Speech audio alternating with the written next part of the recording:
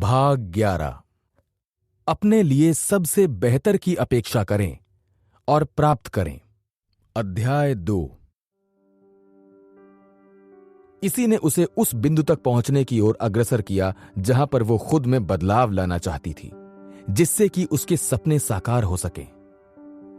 उसके पास मन का वो गुण विद्यमान था जिसके द्वारा वो स्वयं को नियंत्रित कर सकती थी। उसने स्वयं पर आध्यात्मिक तकनीकों का प्रयोग किया था और उसके पास निपुणता थी।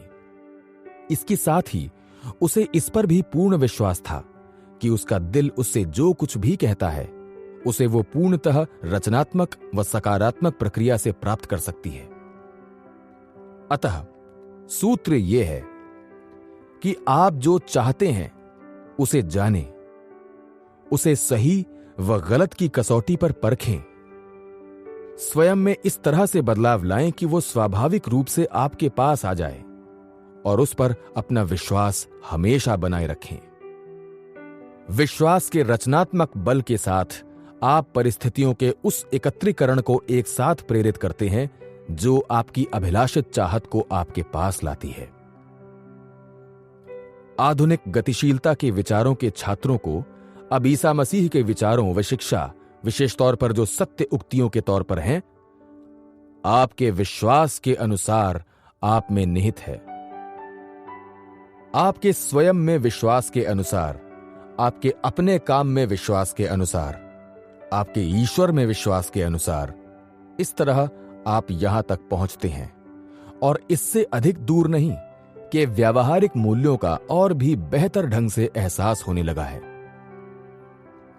यदि आप अपने काम और अपने आप एवं अपने देश के अवसरों में विश्वास करते हैं और यदि आप ईश्वर में विश्वास रखते हैं तथा कड़ी मेहनत व अध्ययन करते हैं और स्वयं को उसके लिए पूरी तरह से समर्पित कर देते हैं, दूसरे शब्दों में कहें, यदि आप अपने दिल को बाधाओं के पार ले जाते हैं, आप किसी भी ऊंचाई पर अपने जीवन और अपनी सेवाओं एवं अपनी उपलब्धियों को ले जाने में सफल हो सकते हैं जहां आप उसे ले जाना चाहते हैं। आपके सामने जब भी कोई बाधा आती है, जिसे कठिनाई कहा जाता है, जो आपके मार्ग का रोड़ा बनती है, तो रुक जाएं, अपनी आंखें बंद करें, उस दृश्य की कल्पना करें जब आप उस बाधा को पार कर अपने लक्ष्य को पा जाएंगे। आप अपनी कल्पना में कभी भी ऐसी किसी स्थिति को ना लाएं जो आपको बाधा के इस पार ही रोक दे। फिर अपनी कल्पनाओं में ही अपने दिल को बाधा के पार फेंक दें और अपने आप को उस बाधा से ऊपर उठकर सफल होते हुए देखें। विश्वास करें, उस समय जब आप ऊपर ले जाने वाली शक्ति को अनुभव कर रहे हैं, आप स्वयं को ऊपर ले जाने वाली उस शक्ति के अनुभव से आश्चर्यचकित हो जाएंगे। यदि आप अपने मन की गहराई में सबसे बेहतर की कल्पना करते हैं और विश्वास व ऊर्जा की शक्ति का प्रयोग करते हैं, तो आपको सबसे बेहतर फल प्राप्त होगा। स्वाभाविक तौर पर सबसे बेहतर प्राप्त करने की इस प्रक्रिया में यह जानना महत्वपूर्ण है कि आप जीवन में कहां जाना चाहते हैं। आप अपने लक्ष्य तक पहुंच सकते हैं। आपके जीवन का सबसे अच्छा सपना आपके सामने हकीकत बनकर आ सकता है।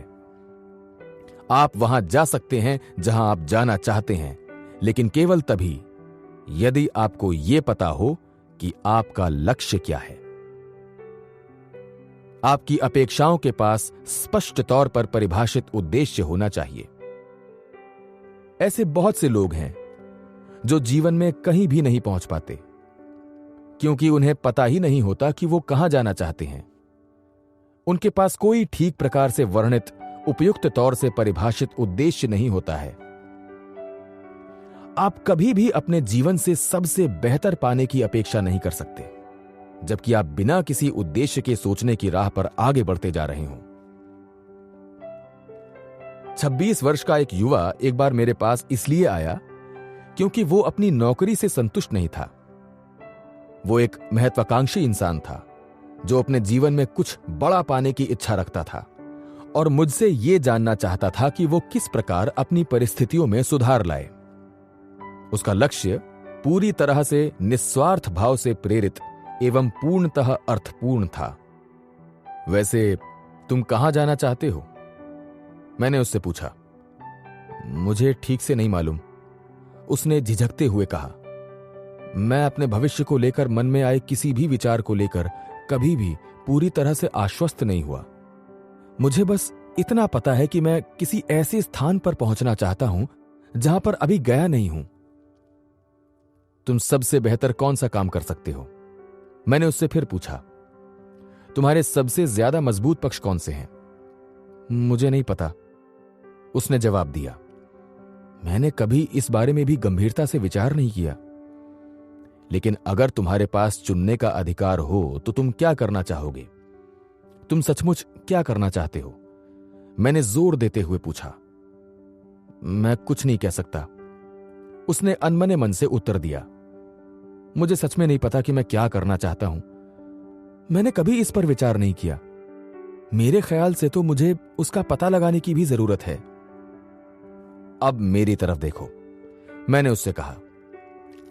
तुम अभी जहां पर हो वहां से कहीं और जाना चाहते हो, लेकिन तुम्हें यह नहीं पता कि तुम्हें कहां जाना है। तुम नहीं जानते कि तुम क्या कर सकते हो या तुम क्यों करना चाहोगे। तुम्हें कहीं भी पहुंचने की अपनी चाहत को आगे बढ़ाने से पहले अपने विचारों को व्यवस्थित करने की आवश्यकता है। बहुत से लोगों के लिए असफलता का यही शुरुआती बिंदु बनता है। वो जीवन में कहीं भी नहीं पहुंच पाते क्योंकि उनके पास कहां जाना है, क्या करना है, इस प्रश्न के उत्तर में केवल कुछ अस्पष्ट विचार ही होते हैं। जीवन में यदि आपके पास कोई उद्देश्य नहीं है तो वो केवल आपको कहीं भी नहीं ले जाने में सफल हो सकता है। आपने इस बारे में पूरी तरह से विश्लेषण किया, उस युवा की क्षमताओं की भी परख की और उसके व्यक्तित्व में मौजूद कुछ ऐसे गुणों की खोज की जिसके बारे में उसे भी नहीं पता था कि वो उसके पास हैं। लेकिन यह भी आवश्यक था कि उसे आगे बढ़ाने के लिए एक सक्रिय होने की भावना का संचारण उसमें किया जाए। अतः हमने उसे व्यावहारिक आस्था की तकनीकों का ज्ञान दिया। आज वो उपलब्धियों की ऊंचाई को छूने की राह पर आगे बढ़ रहा है। अब उसे अच्छी तरह से मालूम है कि वो कहां जाना चाहता है और वहां कैसे पहुंचा जा सकता है। वो जानता है कि सबसे बेहतर क्या है और वो उसे पाने की अपेक्षा रखता है और वो उसे पा भी लेगा। अब उसे कोई रोक नहीं सकता।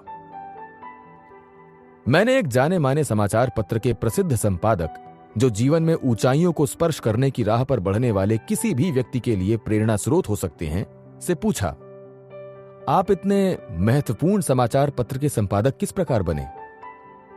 मैं बनना चाहता था, उन्होंने साधारण से शब्दों में उत्तर देते हुए कहा। बस इतना ही किया आपने? मैंने पूछा। आप यहां पहुंचना चाहते थे और इसलिए आप यहां हो? वैसे केवल इतना ही नहीं हो सकता, लेकिन इस प्रक्रिया का एक बहुत बड़ा भाग भी था, उन्होंने समझाते हुए कहा। मेरा मानना था कि अगर आप कहीं पहुंचना चाहते हो तो आपको सबसे पहले यह तय करना होता है कि आप कहां जाना चाहते हैं या आप किस उपलब्धि को पाना चाहते हैं। पहले यह भी सुनिश्चित कर लें कि आपका उद्देश्य सही व गलत की कसौटी पर खरा उतरता है। फिर उस उद्देश्य की तस्वीर को अपने दिमाग में अच्छी तरह से बैठा लें। बहुत अधिक मेहनत करें, उस पर पूरा विश्वास बनाए रखें और फिर आपका विचार इतना शक्तिशाली हो जाएगा कि वो आपकी सफलता अवश्य सुनिश्चित करेगा। यहां पर एक बहुत गहरी प्रवृत्ति होती है, उन्होंने अपनी बात स्पष्ट करते हुए कहा। वो बनने के लिए जो आपके मन में है, यदि आपका लक्ष्य पूरी तरह से स्पष्ट है तो वो आपको अपने मन में बसी तस्वीर को जकड़ कर रखने की पर्याप्त शक्ति देगा। इतना कहकर संपादक ने अपने बटुए में से एक फटा पुराना कार्ड निकाला और कहा, मैं इस उद्धरण को अपने जीवन में प्रतिदिन दोहराता हूं। यह मेरे दिमाग पर पूरी तरह से हावी रहने वाला विचार बन चुका है। मैंने हूबहू उसकी नकल की और उसे आपके लिए यहां पर दे रहा हूं। एक व्यक्ति जो आत्मनिर्भर, सकारात्मक, आशावादी और अपने कार्य को सफलता की सुनिश्चितता के साथ परिस्थितियों को सम्मोहित करता है, वो इस सृष्टि की रचनात्मक शक्ति को अपनी ओर खींचने की क्षमता रखता है। यह इस तथ्य को वास्तविक रूप देता है कि वो व्यक्ति जो सकारात्मक, आत्मनिर्भरता व आशावादी दृष्टिकोण के साथ विचार करता है, अपने लक्ष्य को प्राप्त करने के लिए अपनी परिस्थितियों को अपनी तरफ चुंबक की भांति खींचता और शक्ति को प्रसारित करता है। अतः हर समय सबसे बेहतर की ही अपेक्षा करें। कभी अपने साथ बुरा होने का विचार अपने मन में ना लाएं। अपने मन से ऐसे विचारों को पूरी तरह से निकाल दें। आपके मन में ऐसा एक भी विचार नहीं आना चाहिए कि आपके साथ कुछ बुरा हो सकता है, क्योंकि ऐसा एक भी विचार यदि आपके मन में रह जाता है तो वहां रहकर पनप सकता है। इसलिए आपके मन में जो कुछ भी सबसे बेहतर है उसे ही, केवल उसे ही बाहर आने दें। उसी को पोषित करें, उसी पर अपना ध्यान केंद्रित करें, उस पर प्रमुखता से बल दें, उसका अपने मन में चित्र बनाएं, उसके लिए प्रार्थना करें, उसे अपने विश्वास से संरक्षित करें, उसे अपनी सनक बना लें, अपने लिए सबसे बेहतर की अपेक्षा करें और आध्यात्मिक रचनात्मकता की मानसिक शक्ति, जिसमें ईश्वर की शक्ति भी समाहित हो, के साथ सबसे बेहतर परिणाम ही प्राप्त होता है। यह ऐसे हो सकता है कि जैसे ही आप इस पुस्तक को पढ़ते हैं, आप सोचकर हतोत्साहित हो जाते हैं कि आप जो सोचते हैं वो बुरा ही होता है, और आप ये विचार बना लेते हैं कि कोई भी सोच आपकी स्थिति को प्रभावित नहीं कर सकती। आपको नहीं लगता कि उस आपत्ति का उत्तर बहुत ही सरल है। यदि आप अपने साथ कुछ बुरा होने की सोच से हतोत्साहित हैं, तब भी आपका सबसे बेहतर संभवतः आपके अंदर ही छिपा हुआ है। आपको बस उसे खोजने की जरूरत है, उसे प्रसारित करना है और उसके साथ ऊपर उठना है। ऐसा करने के लिए आपको अपने भीतर साहस बटोरने और अपना चरित्र निर्माण करने, आश्वस्त होने की आवश्यकता है। लेकिन इसके लिए सबसे प्रमुख आवश्यकता आपके अंदर आस्था का विद्यमान होना है। आस्था को अपने अंदर रोपित करें और आप स्वतः ही अपने लिए आवश्यक साहस व चरित्र को पालेंगे। एक महिला बहुत सी कठिनाइयों से मजबूर होकर सामान बेचने के काम में गई। एक ऐसा काम जिसमें उसने किसी तरह का कोई प्रशिक्षण नहीं लिया हुआ था। उसे घर घर जाकर एक वैक्यूम क्लीनर के काम करने के तरीके का प्रदर्शन करना था। अपने काम को शुरू करने से पहले ही उसने अपने और अपने काम के बारे में एक नकारात्मक सोच बना ली थी। उसे बिल्कुल भी भरोसा नहीं था कि वो इस काम को कर सकती है। वो जानती थी कि इस काम में वो पूरी तरह से असफल होने वाली है। वो उस स्थिति में भी किसी घर में अपने उत्पाद का प्रदर्शन करने के लिए जाने से डरती थी, जबकि उसे सामने से घर से प्रदर्शन के लिए बुलाया जाता था। उसका विश्वास था कि वो कभी अपना सामान नहीं बेच सकती। परिणाम स्वरूप इसमें तनिक भी आश्चर्य की बात नहीं है कि वो लोगों के सामने दिए गए साक्षात्कार में बुरी तरह से असफल हुई। एक दिन उसे एक ऐसी महिला के सामने प्रदर्शन करने का मौका मिला जिसने उसे आदर के साथ अपने पास बुलाया। उस महिला के समक्ष सामान बेचने वाली महिला ने अपने असफल व शक्तिहीन होने की सारी दास्तां सुनाई। दूसरी महिला ने धैर्य के साथ उसकी बात सुनी। फिर उसने धीरे से कहा, यदि तुम असफल होने की उम्मीद रखोगी तो तुम्हें असफलता ही मिलेगी, लेकिन यदि तुम सफल होने की अपेक्षा करोगी तो मुझे पूरा विश्वास है कि तुम अवश्य सफल हो जाओगी। और इसके आगे उसने कहा, मैं तुम्हें एक सूत्र देती हूं जिस पर मुझे विश्वास है कि वो तुम्हारी मदद जरूर करेगा। ये तुम्हारे सोचने की शैली को बदल देगा, तुम्हें एक नया आत्मविश्वास देगा और अपने लक्ष्यों को प्राप्त करने में तुम्हारी मदद करेगा। हर बुलावे पर जाने से पहले इस सूत्र को दोहराना, इस पर विश्वास करना, और फिर ये जो भी तुम्हारे लिए करेगा उस पर तुम्हें आश्चर्य होगा। सूत्र इस प्रकार है, यदि ईश्वर हमारे साथ है तो कौन हमारे खिलाफ हो सकता है। लेकिन इसे अपने लिए व्यक्तिगत बनाने के लिए थोड़ा सा बदल लो। तुम कहना, अगर ईश्वर मेरे लिए है तो कौन मेरे खिलाफ हो सकता है। फिर मैं जानती हूं कि ईश्वर की मदद से मैं वैक्यूम क्लीनर बेच सकती हूं। तुम्हारे ऐसा सोचने पर ईश्वर को भी एहसास होगा कि तुम अपने छोटे छोटे बच्चों और स्वयं के लिए सुरक्षा तथा उनका साथ चाहती हो, और इस तरीके का अभ्यास करके मेरा सुझाव है कि तुम उस शक्ति को पालोगी जिससे तुम जीवन में जो चाहो प्राप्त कर सकती हो। उसने इस सूत्र का प्रयोग करना सीखा।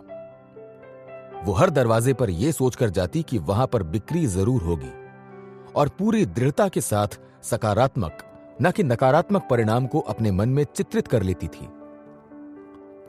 जैसे ही उस महिला ने इस सूत्र को अपने जीवन में अपनाना शुरू किया, उस क्षण से ही उसमें एक नया साहस, नई आस्था और अपनी खुद की क्षमता में बहुत गहरे आत्मविश्वास का संचार होने लगा।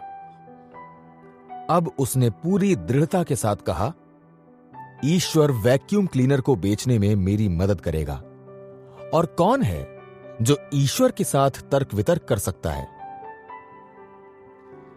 यह बहुत ही सलीके से परिभाषित व मौलिक सिद्धांत है, जिससे आपका मन उसी घटना को आपके साथ होने की अपेक्षा करता है जिसकी अपेक्षा के लिए उसे तैयार किया जाता है। शायद यह पूरी तरह से सत्य है कि आप सचमुच में अपने लिए उसी की अपेक्षा करते हैं जो आप चाहते हैं। जब तक आप अपनी सक्रिय इच्छा के द्वारा सकारात्मक साधनों के वातावरण की रचना के लिए सचमुच कुछ पर्याप्त की चाह नहीं करते, यह आपके हाथ से बस फिसल जाता है। अगर आप अपना दिल लगाकर, यही रहस्य है, अगर अपना दिल लगाकर कहने का अर्थ है, अगर आप अपने व्यक्तित्व की पूरकता के साथ प्रयास करते हैं तो आप अपने दिल की चाहत की ओर पूरी रचनात्मकता के साथ बढ़ेंगे। आपका वहां तक पहुंचना व्यर्थ नहीं होगा। मैं आपको एक बहुत अच्छे सिद्धांत का निर्माण करने के लिए 4 शब्द देता हूं: आस्था, शक्ति, कार्य व चमत्कार। ये 4 शब्द ऊर्जावान व रचनात्मक शक्ति से परिपूर्ण हैं। इन चारों शब्दों को अपने चेतन मन में पूरी तरह से समाहित कर लें।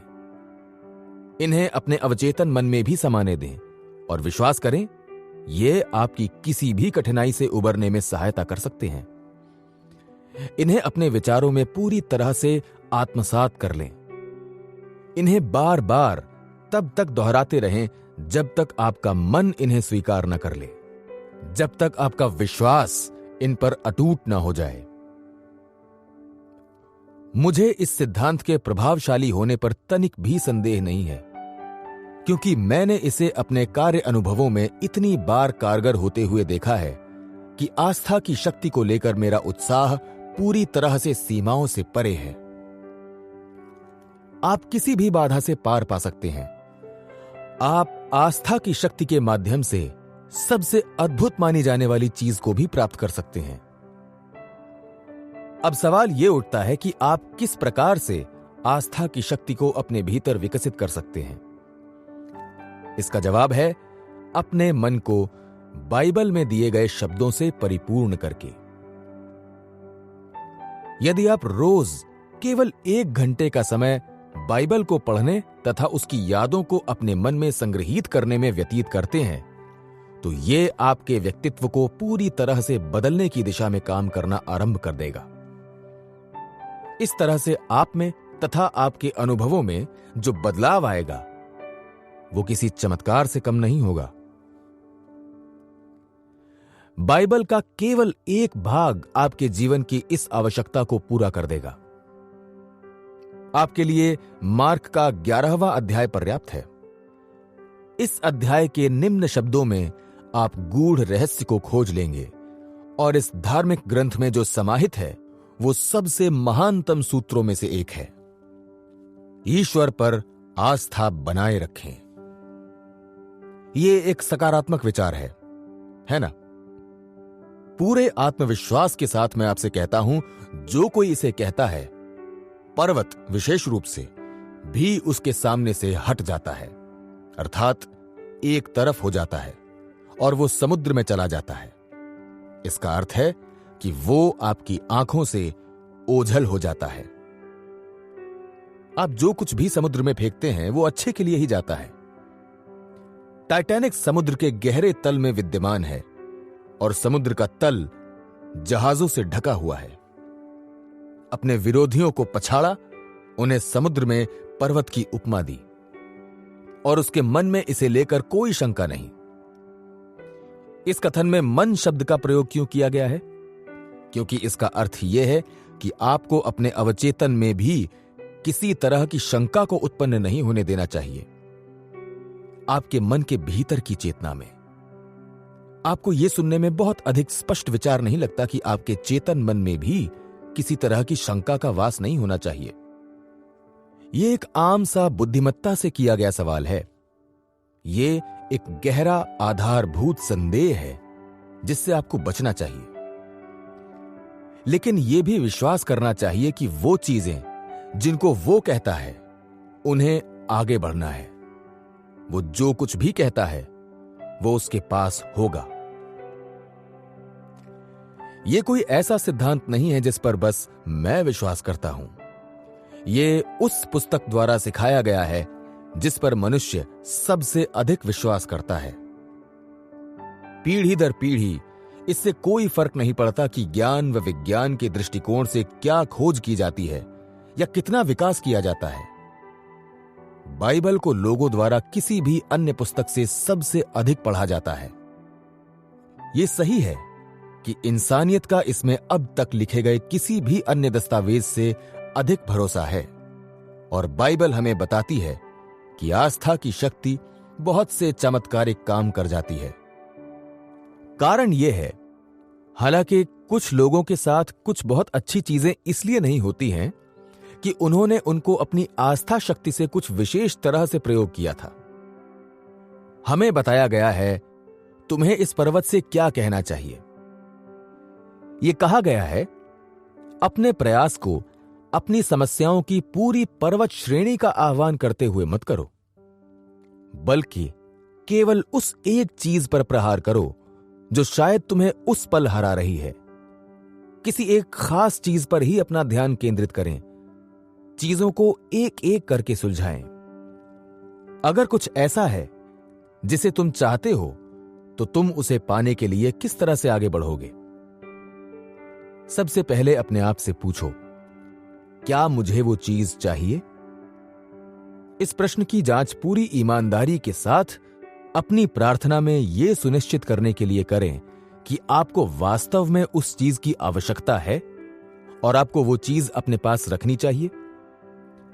यदि आप इस प्रश्न का उत्तर पूरी सकारात्मकता के साथ देते हैं तो फिर ईश्वर से उस चीज की मांग करें और ईश्वर से मांगते समय बिल्कुल भी मंद ना पड़ें।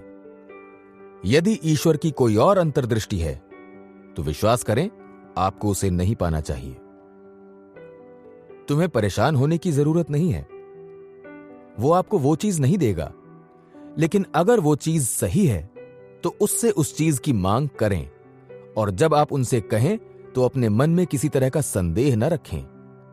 बस अपना ध्यान उस पर ही केंद्रित रखें।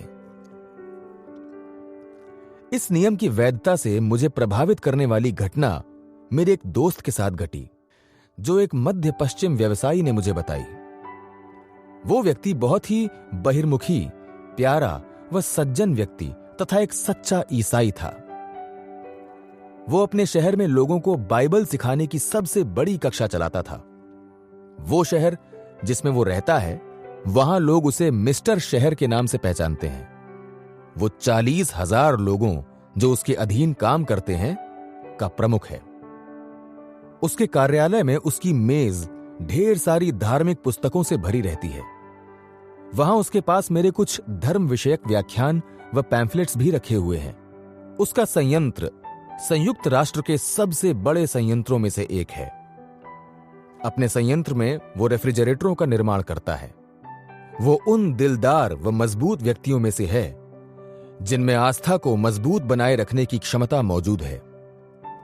वो विश्वास करता है कि ईश्वर ठीक उसके साथ उसके कार्यालय में मौजूद रहता है। मेरे दोस्त ने कहा था, उपदेश सबसे बड़ी आस्था है।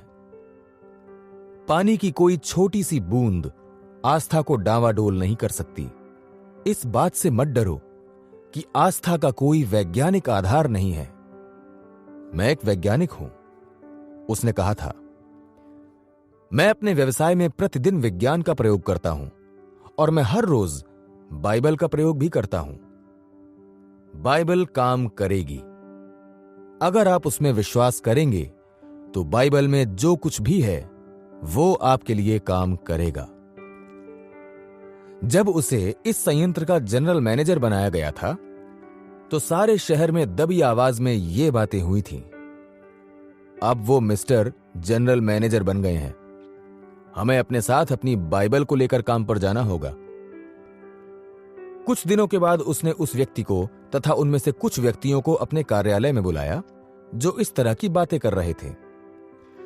उसने उनसे बात करने के लिए उसी भाषा का प्रयोग किया जो उन्हें समझ में आती थी और उसने उनसे कहा, मैंने सुना है कि तुम लोग शहर भर में कहते फिर रहे हो कि अब मैं जनरल मैनेजर बन गया हूं तो तुम लोगों को अपनी बाइबल को कार्यालय में अपने साथ लेकर आना होगा। ओ, हमारा वो मतलब नहीं था, उन्होंने शर्माते हुए कहा। उसने कहा, वैसे तुम्हें पता है ये एक अच्छा विचार है, लेकिन मैं ये नहीं चाहता कि तुम उन्हें अपने अपने हाथों में उठा कर लाओ। तुम उन्हें यहां पर अपने दिल व दिमाग में रख कर लाओ। यदि तुम अच्छी नीयत और अपने दिल व दिमाग में आस्था को लेकर आओगे तो मेरा विश्वास करो, हम बहुत अच्छी तरह से अपना व्यवसाय करेंगे। उसने कहा, यहां पर उसकी आस्था जिस प्रकार की थी वो एक विशेष प्रकार की थी, एक विशेष प्रकार जिसने इस पर्वत को हिला दिया। अचानक उसने मुझसे कहा, क्या कभी तुम्हारे पंजे में कोई ऐसी समस्या हुई है जिसने तुम्हें परेशान किया हो? मैं इस प्रश्न से भौचक्का था, लेकिन इससे पहले कि मैं इस प्रश्न का कोई उत्तर देता, उसने कहा, मेरे पंजे में ऐसी समस्या हुई है जिसने मुझे परेशान किया और मैं उसका इलाज कराने के लिए शहर के एक बड़े डॉक्टर के पास गया। वो बहुत ही अच्छे डॉक्टर थे और उन्होंने उस पंजे को देखकर कहा कि उसमें उन्हें ऐसी कोई समस्या नहीं दिखाई देती जो परेशान कर सके। लेकिन वो गलत थे, क्योंकि वो मेरे लिए तकलीफ देह थी। इसलिए मैं गया और खुद का इलाज करने के लिए सही तरीके से चीरफाड़ की प्रक्रिया को समझाने वाली पुस्तक ले आया। मैंने उसमें पंजों के बारे में पढ़ा। इसकी बहुत ही सामान्य सी रचनात्मक प्रणाली होती है। वहां पर ज्यादा कुछ नहीं, बस कुछ नसों और स्नायु एवं हड्डियों का एक ढांचा है। उसे देखकर ऐसा लगता है कि कोई भी व्यक्ति जो पंजों के बारे में कुछ भी जानता है उसे ठीक कर सकता है। लेकिन मुझे कोई ऐसा नहीं मिला जो उस पंजे को ठीक कर सके और वो मुझे हर समय तकलीफ देता रहा। तो मैं एक दिन बैठा और उस पंजे को ध्यान से देखा। फिर मैंने कहा, हे ईश्वर, मैं इस पंजे को वापस संयंत्र भेज रहा हूं। तुमने इस पंजे को बनाया है। मैं रेफ्रिजरेटर बनाता हूं और मुझे जो कुछ भी पता है वो रेफ्रिजरेटरों के बारे में ही पता है। जब हम एक रेफ्रिजरेटर को बेचते हैं, हम उसके साथ ग्राहक को उसकी मरम्मत करने की गारंटी भी देते हैं। अगर उसका रेफ्रिजरेटर ठीक से काम नहीं करता और अगर हमारी ओर से भेजा गया सर्विस एजेंट उसे ठीक नहीं कर पाता है तो वो उसे वापस संयंत्र में ले आता है और हम उसे ठीक कर देते हैं, क्योंकि हमें मालूम है कि उसे कैसे ठीक करना है। तो मैंने कहा, ईश्वर, इस पंजे को आपने बनाया है, आपने इसका निर्माण किया है। आपके सर्विस एजेंट एवं डॉक्टरों को देखकर ऐसा लगता है कि उन्हें नहीं पता कि इसे वापस कैसे ठीक किया जाए। और यदि आप बुरा ना माने तो मैं चाहता हूं कि आप जितनी जल्दी हो सके इसे ठीक कर दें, क्योंकि ये मुझे बहुत तकलीफ दे रहा है। अब तुम्हारा पंजा कैसा है? मैंने पूछा। बिल्कुल ठीक है, उसने उत्तर दिया।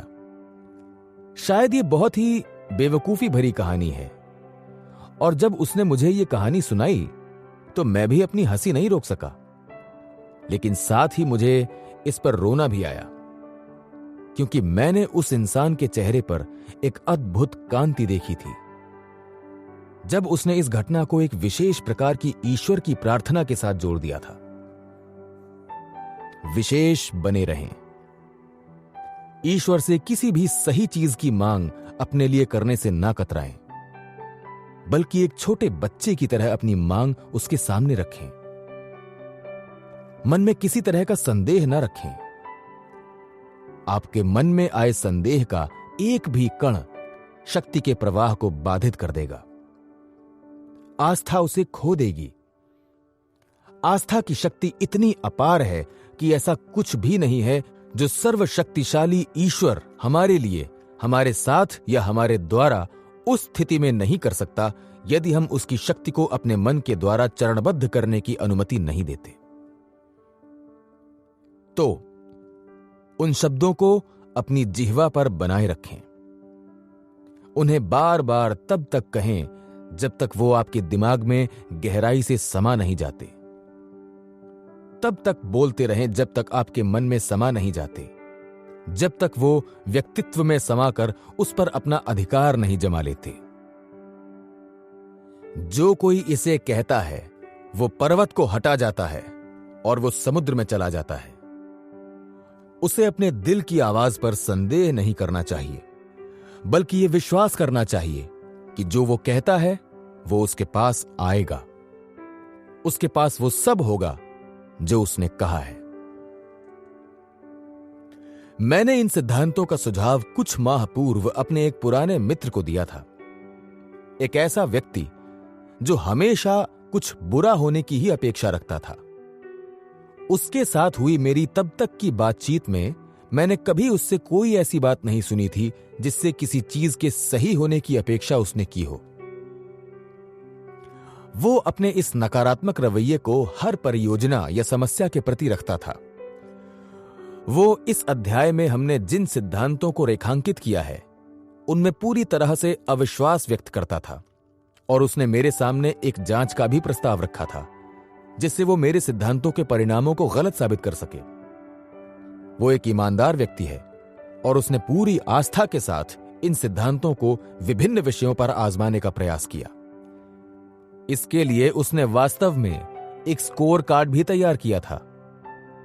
उसने ऐसा 6 माह तक किया, और उस समयावधि के समाप्त होने पर उसने स्वेच्छा से अपने द्वारा एकत्रित जानकारी को सामने रखा, जिसमें 85% जानकारी उसके लिए संतोषजनक थी। मैं इससे प्रभावित नहीं हूं, उसने कहा। हालांकि मैं इस पर विश्वास नहीं करता था कि यह संभव है, लेकिन यह साक्ष्य के तौर पर मौजूद है कि यदि आप कुछ अच्छा होने की अपेक्षा करते हैं तो आपके पास एक अजीब तरह की शक्ति आ जाती है जिससे आप उन परिस्थितियों की रचना कर सकें जो आपके इच्छित परिणामों को उत्पन्न करें। अब से मैं अपनी मानसिक सोच को बदल रहा हूं और मैं अच्छे की ही अपेक्षा करूंगा, कुछ बुरे की नहीं। मेरी जांच यह संकेत देती है कि यह कोई सिद्धांत नहीं है, बल्कि जीवन की परिस्थितियों से निपटने का एक वैज्ञानिक मार्ग है। मैं यहां पर यह भी जोड़ सकता हूं कि उसने जिस उच्चतम प्रतिशत को प्राप्त किया उसे अभ्यास के द्वारा और भी ऊंचा किया जा सकता है। निस्संदेह अपेक्षा करने की कला में महारत हासिल करने के लिए अभ्यास का महत्व भी ठीक उसी प्रकार है जिस प्रकार किसी संगीत निकालने वाले वाद्य यंत्र या गोल्फ क्लब में गोल्फ खेलने के लिए अभ्यास का महत्व होता है। कोई भी व्यक्ति तब तक किसी भी कला में महारत हासिल नहीं कर सकता जब तक वो उसके लिए गहराई से लगातार एवं अपनी बौद्धिक कुशलता का प्रयोग करते हुए अभ्यास नहीं करता।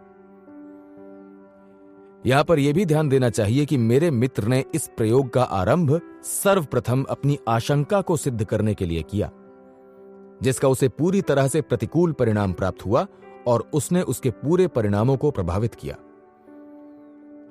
प्रतिदिन जब आप अपने जीवन में किसी समस्या का सामना करते हैं तो मेरा सुझाव है कि आप इन कथनों का अनुसरण करें। मैं विश्वास करता या करती हूं कि ईश्वर मुझे वो शक्ति दे जिससे मैं वास्तव में जो चाहता या चाहती हूं उसे प्राप्त कर सकूं। कभी कुछ बुरा होने का जिक्र ना करें, कभी कुछ बुरा होने के बारे में ना सोचें, उसे अपने अवचेतन मन से भी निकालकर बाहर फेंक दें।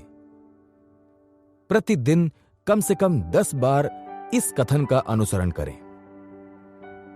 मैं सबसे बेहतर की अपेक्षा करता या करती हूं और ईश्वर की सहायता से मैं सबसे बेहतर प्राप्त करूंगा या करूंगी। इसे करने से आपके विचार अच्छे की ओर बढ़ना शुरू हो जाएंगे और उसे साकार रूप देने की परिस्थितियों का निर्माण करने लगेंगे। इस अभ्यास को करने पर आपकी सारी शक्ति सबसे बेहतर को प्राप्त करने की ओर केंद्रित हो जाएगी। ये आपके लिए सबसे बेहतर को लेकर आएगी।